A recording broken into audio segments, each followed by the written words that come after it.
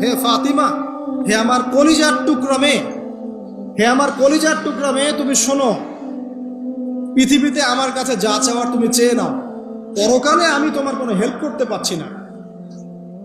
অথচ আমরা জানি নবী সাল্লাল্লাহু আলাইহি ওয়াসাল্লাম সবার জন্য কি করবেন? সুপারিশ করবেন, সেটা অন্য বিষয়। তোমাকে তোমার হিসাব একাই দিতে হবে, নবী সাল্লাল্লাহু আলাইহি ওয়াসাল্লাম এটা বলছেন। একদিন তিনি বাসায় ঢুকলেন, দেখছেন আয়েশা রাদিয়াল্লাহু আনহা কান্নাকাটি করছে।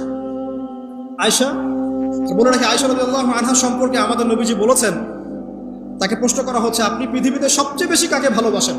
তিনি বলছেন আয়েশাকে। তারপরে কাকে ভালোবাসেন? আবু বকর। তারপর কাকে ভালোবাসেন? ওমর। কথা বুঝতে পারছেন? তো সেই আয়েশা রাদিয়াল্লাহু আনহা বাসায় কান্নাকাটি করছেন। তিনি বলছেন, কি জন্য কাঁদছো হে আয়েশা? আয়েশা রাদিয়াল্লাহু আনহা বলছেন, জাহান্নামের আযাবের ভয়ে আমি কাঁদছি। কি হবে ইয়া রাসূলুল্লাহ আমাদের শেষ?